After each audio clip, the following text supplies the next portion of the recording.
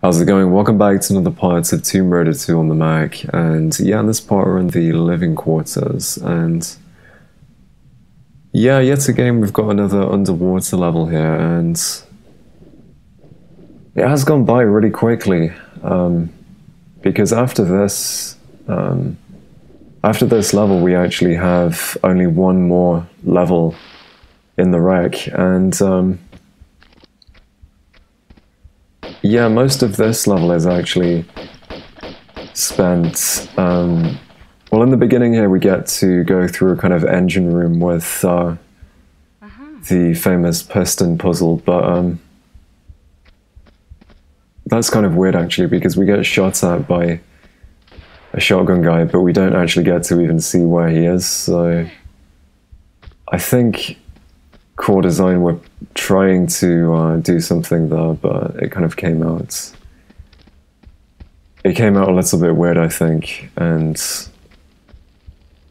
yeah, it's good to see that so many people. I got quite a few people on Reddit reply on the last video, and it's kind of interesting, I think, to me, to see that so many people seem to think that. I mean, once again, I've not played every single game out there in existence, but yeah, people seem to agree that there doesn't seem to be another version of this in another game. Like, there isn't a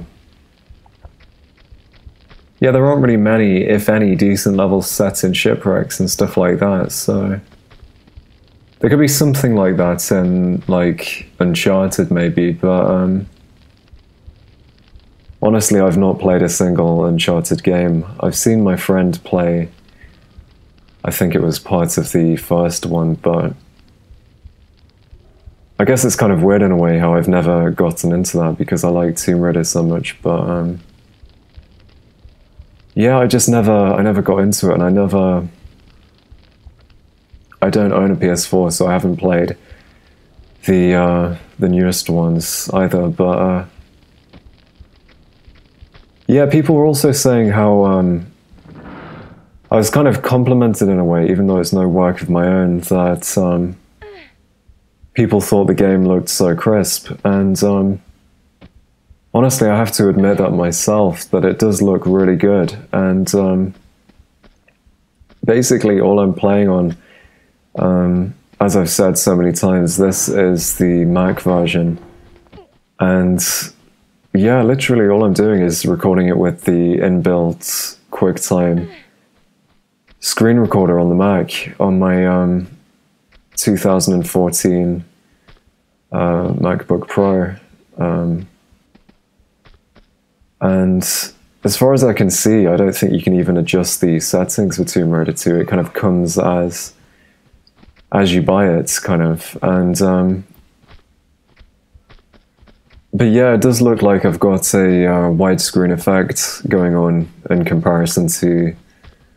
some of the other videos that I've seen of Tomb Raider 2. Like, I watched a bit of Badass Games with his, he did a walkthrough of this game on the PS1, and yeah, looking at the PS1, it does look really,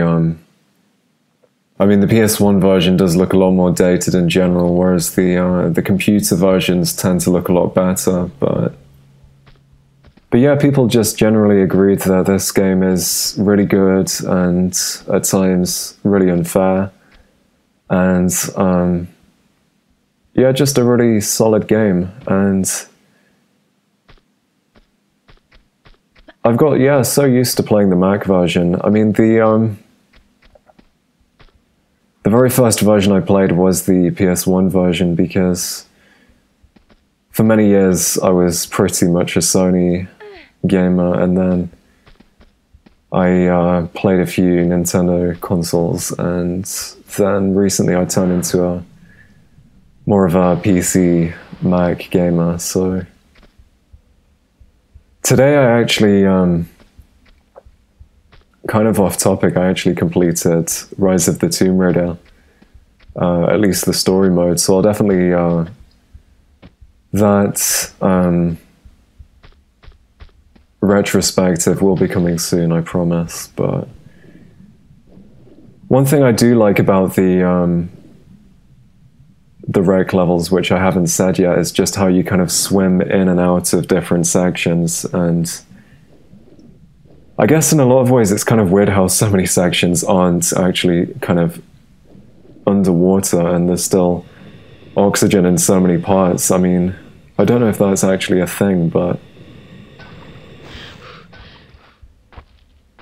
that's actually something that I could complain about in Tomb Raider 2, how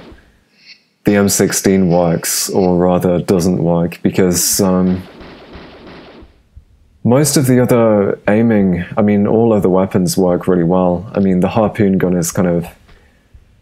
of weird actually, but yeah, the M16 does kind of... I had really quite a difficult time aiming with that, because unless enemies are right in front of Lara,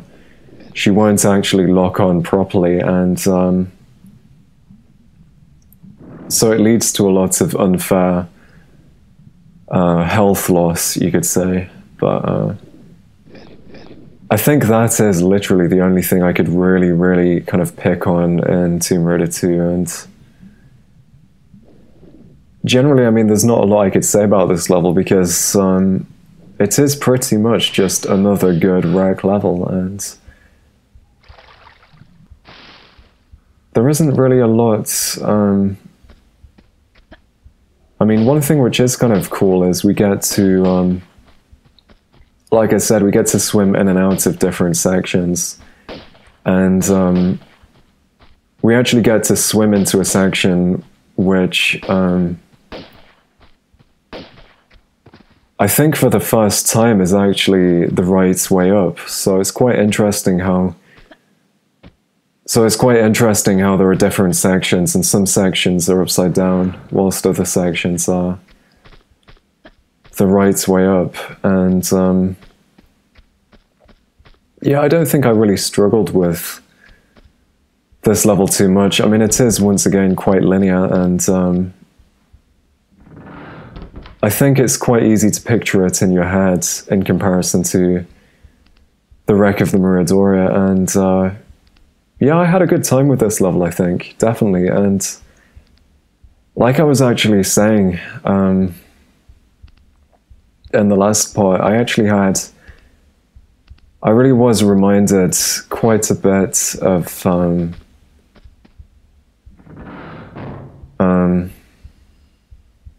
there are parts in this level definitely that remind me of Resident Evil, like certainly the parts of the first game, but more so Code Veronica X, which is actually my favorite Resident Evil game, and I definitely will play that game at some point. But yeah, I guess it's mostly just the section towards the end of this level where you're actually in the living quarters, and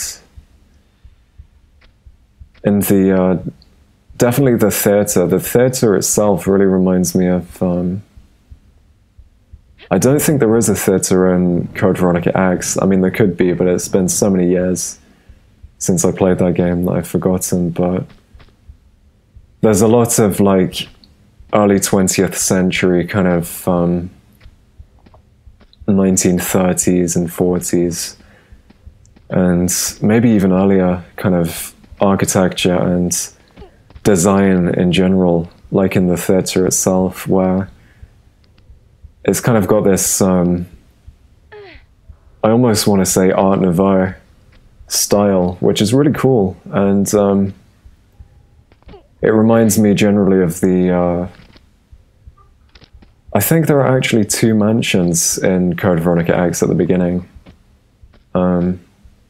then I think there's actually another weird bit in Antarctica towards the end, but yeah, the some of the sections in the beginning of Code Veronica X are very much like the design that you'll find in the living quarters, but I think the living quarters itself is just supposed to be where people kind of hang out, I guess, and more so the section towards the end of this level rather than the kind of engine sections in the beginning. But once again, I really love the colors of this level, and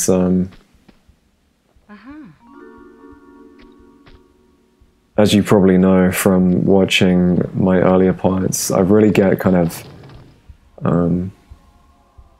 there's something about the design of Tomb Raider 2 which really does something for me. But another thing which I really like about this level is the placement of the secrets, because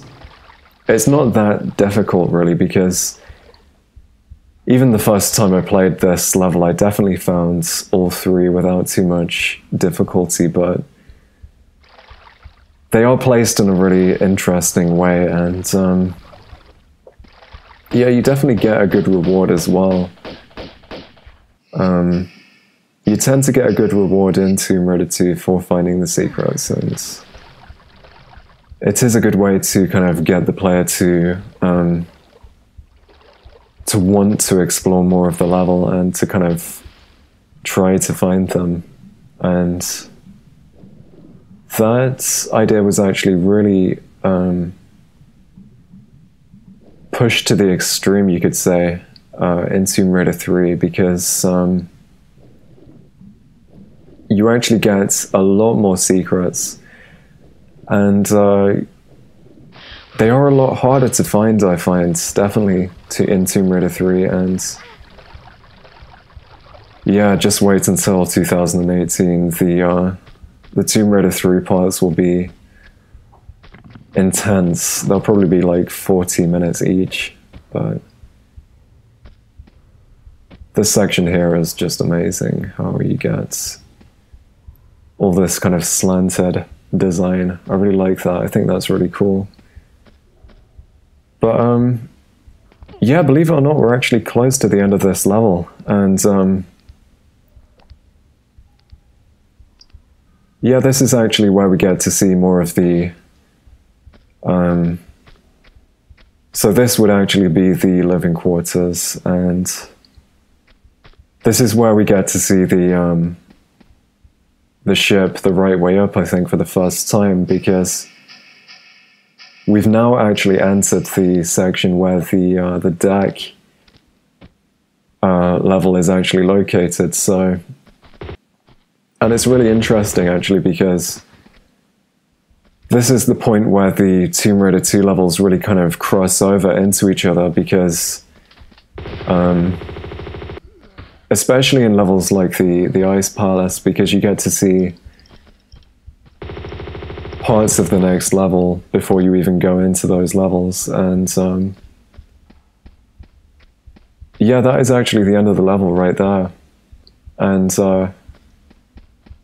yeah, I really like this level. It's really kind of it does feel like the designers are giving you a breather,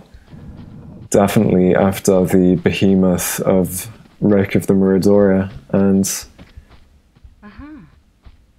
it does feel a bit more like a transition level, definitely, just like 40 Fathoms, whilst Wreck of the Muradoria and the deck definitely feel more like the kind of main levels of the wreck. And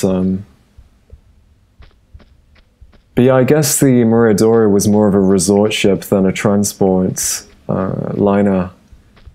because of the fact that there's a theater, and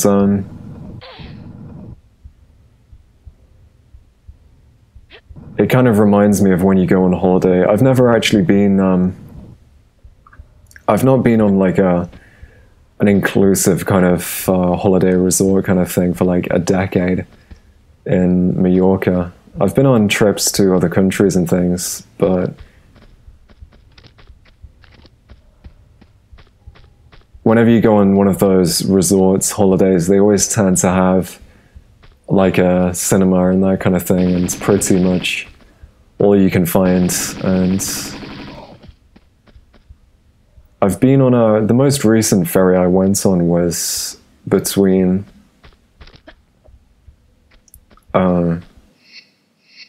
Southampton and the Isle of Wight, but that was like, yeah, once again, over a decade ago. And I did once go on a ferry between, I think it might have been Portsmouth or Plymouth and France. We went to, I don't know where in France it was. It might have been Calais. I don't know. But yeah, on ferries, you tend to get this kind of thing happen where there are like, you can find entertainment and that kind of thing. And yeah, it's kind of interesting, but yeah, I think now we get to actually go behind the curtain. But yeah, this is the design I was talking about, where it kind of really reminds me of Code Veronica X, definitely. As I said in the last part, it would be a joy to actually play that game and to, I mean, yeah, replay that game, but also talk about it as well, because I haven't played that game since probably 2008. I think the thing that kind of made me think about it was, I think recently there was a remaster on the PS4, and if I owned a PS4, I would definitely buy it and play it. But yeah, I don't know how I feel about remasters and that kind of thing and remakes. I think the only remakes I've ever really played and cared about were the GameCube remakes of the Resident Evil series, and I think more than anything I'm more interested in reboots than remasters and remakes. But as for the Crash Bandicoot trilogy, I probably won't be playing it as soon as it comes out, even though I really love Crash Bandicoot and grew up on it. I don't think I'm going to be playing it anytime soon because I don't own a PS4, and I'm clearly not a big enough fan to go out and buy a PS4 just for the trilogy. But I think I'm going to buy the I think I'm going to buy the disc just for that one moment where I get to play on a PS4, but that could be in like 5 years. I really don't know, but I'm going to secure myself a disc in the meantime. But yeah, believe it or not, that is actually the end of this level, and yeah, that was pretty short. But yeah, in 22 minutes and 20 seconds, that was definitely a very short kind of breather of a part, which will just lead on to the next level very nicely. And yeah, I really can't wait to play the deck, and I'm sure I'll find some things to say about it. But yeah, in the meantime, thanks for watching, and until next time, goodbye.